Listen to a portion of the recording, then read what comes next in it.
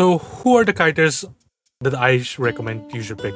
Do take note, all of the characters provided here and all of the characters that are not seasonally limited would be included in the standard banner later on. So you may or may not pull them in the event you spend those golden pull currencies eventually.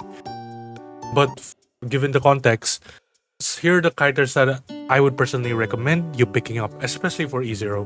And the first one would be obviously the Queen of Season 2, 9. So 9 has been very oppressive since her release during Season 2.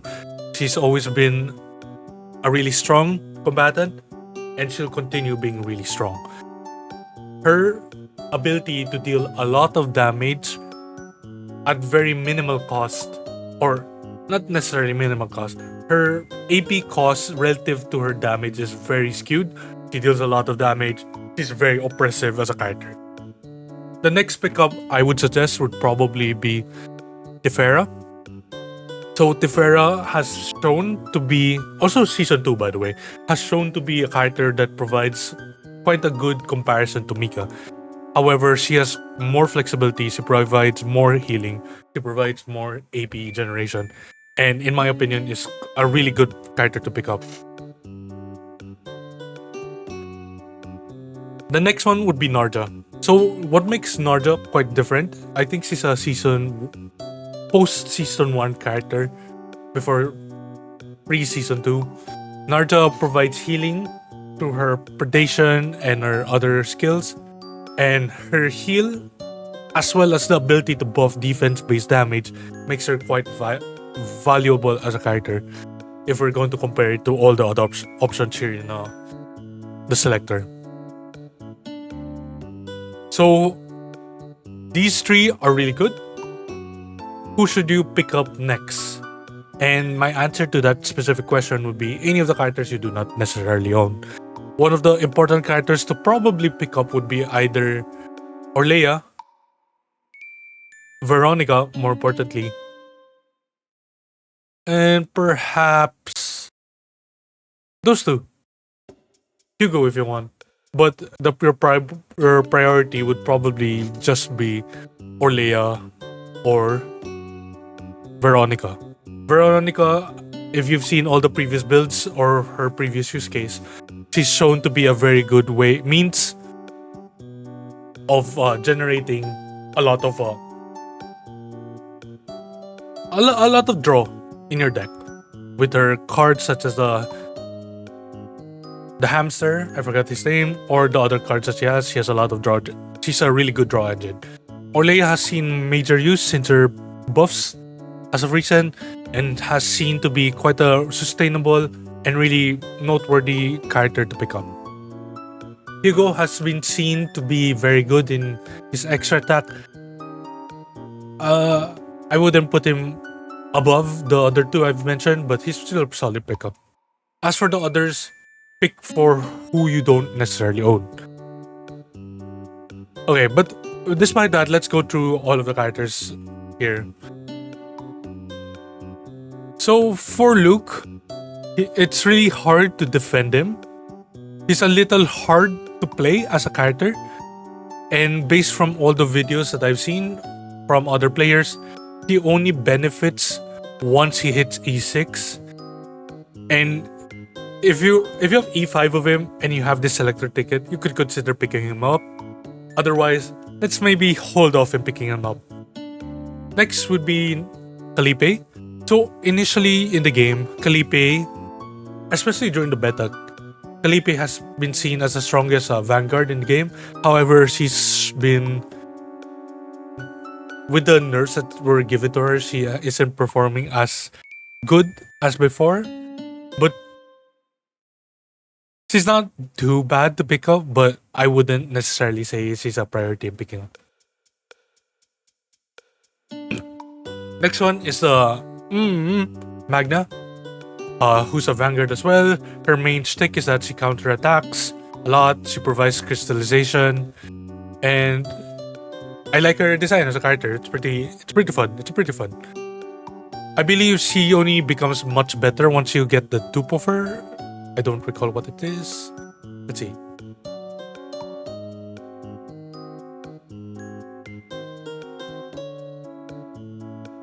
Oh, I believe here. Yeah. It adds initiation to the Storm of Bitter Cold, which is her unique card, lead card, in fact. So having initiation makes it more usable, or you can play it immediately. But I wouldn't say it's necessarily an important thing to pick up. If you don't have Magna as a character, you should just pick her.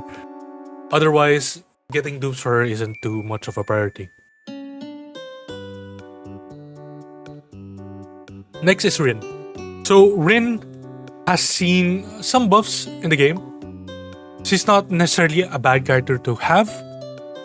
I haven't seen too much use of her in the means of videos, but she seems to be in a much better place. And in the previous selector, selector where you have to spend those standard pulls, I chose her as my selector character. So pretty good. Okay. Next, Orlea. I mentioned before that Orlea is such a good character to own as a E0. And if we look through her dupes, let's say here, adding Retain to Will of Light, you know Orlea as a character has always been with the intention of playing Retain through her creations. And having Retain over here could be beneficial. But her E2 makes it a much more important thing, in my opinion. So if you can get her at E2, it would be a much better option. Otherwise, just her being in E0 is probably okay, probably.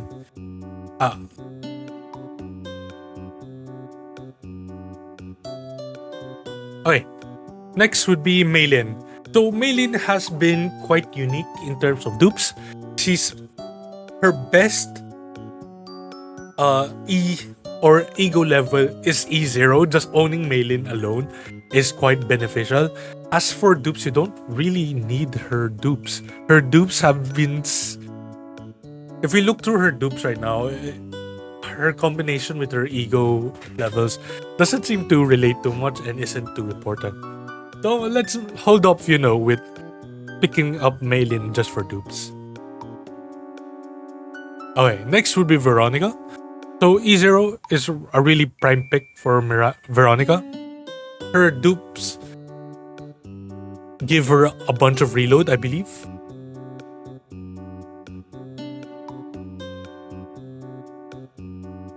Here, it gives more reload. Here, it adds Fluorescent, which buffs ballista damage. Not too important. Adds hunting time. Creates a random ballista, not too important. Increases reload, E6. Applies mark. Mark is probably the most important thing, but it isn't too useful. So maybe at E0, she's fine. Next would be Renoa. So Renoa is interesting. She's one of the better characters for getting dupes. I believe in E2, she gets a finale for her generated card.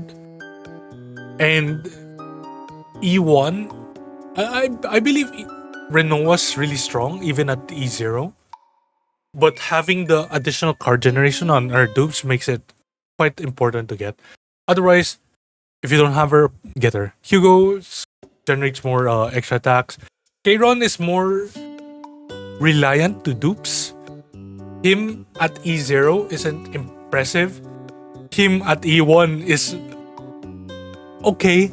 Him at E2 could shoot yourself on the foot and is very detrimental, which is very weird in my opinion. But he gets so much better once you hit him at E3. I forgot what it is, but E3 is a really prime spot for Kayron. He becomes a much better character. Okay, next, Haru. Haru is a very big striker. She does a lot of damage to her anchor shot. She received a buff quite recently where I forgot what the buff is, but it makes anchor shot more manageable as a card. So initially, she benefits the most at E2. In fact, at E2, she's probably the best dupe pickup in the game. If you have her at E1, very consider picking up her E2 dupe. Because at E2, she gets to play her anchor shot for free at any cost. Like the remaining AP cost is relative to the anchor shot damage, I believe. Pretty good pickup. But if it's for the first copy, it wouldn't be a priority, but if you don't have her, you can pull her. Next, Yuki. So this is quite sad for Yuki. She got a lot of buffs, like subsequent buffs, and she's still struggling, in my opinion, to find her spot in terms of the. If you compare to, for example, 9, she's falling short quite frequently. And you'll only see benefits of Yuki, I think, around E6. But at that point, why would you? Maybe if you have her at E5, you can just use the dupe to get her. But otherwise, even at E0, if you don't have her, you should pull her. Okay, so Chizuru. You know what's impressive about Chizuru is that she got quite an important buff to increase her damage. She got 2 buffs, I believe, and that alone makes her impressive. A lot of people deem her to be not too strong, but for me, playing through her sorties, she's quite good. She's quite good. Even at E0, she's a pretty good choice to have. And at E2, like any other of the characters, she gets a quite noticeable buff in her damage. And once again, if you don't have her, pull her. Narja, we talked about this. She's a really good character even at E0. 9, she benefits from getting E1, I believe. Would I say that you should get 9 at E1 if you don't have any other characters? No. Always get the first copy of all the characters. Otherwise, if you have all the characters at E0, perhaps consider 9 in your pocket. Because E1 allows her to target her Q card, which is pretty good, which is very important to say the least. Tifera. At E0, she's really impressive. E1, she gets a utility card, I believe. I forgot what it was, but it's pretty good. I'd pick her up. So Rita, she at E0, she's fine. I think most of the characters at E0 are pretty fine. But she benefits a lot from her E1 alone. I think it generates more chrono, I forgot. But it's still a really good option to pick up. So that being said, if we're just going to summarize it a bit, 9 would be your priority. Tifera and Narja would be your next priority for your first copies, and then pick whoever you don't have. For your E1s, it would probably be 9, Kayron, because it buffs Kayron, Rita, Tifera, and at E2, it would probably be Haru. I'm not sure at E3, because at E2, Kayron becomes quite a hindrance. At E3, he gets more benefits being there. So maybe Kayron. E4, all of them becomes slightly better. I wouldn't say it's much of a priority. But at E6, the one that wins the most would probably be 9. She gets a substantial amount of damage. Luke becomes very usable at E6. And Tifera becomes a damage nuke at E6 as well. So that's it for the video. I hope that you guys at least get some inspiration from this. Always prioritize your wants in this type of game over your needs. But otherwise, get the characters you don't own, my opinion. And have fun. But for me personally, I think I'm either gonna pick 9, maybe get or Kayron, either one of these two. Bye guys.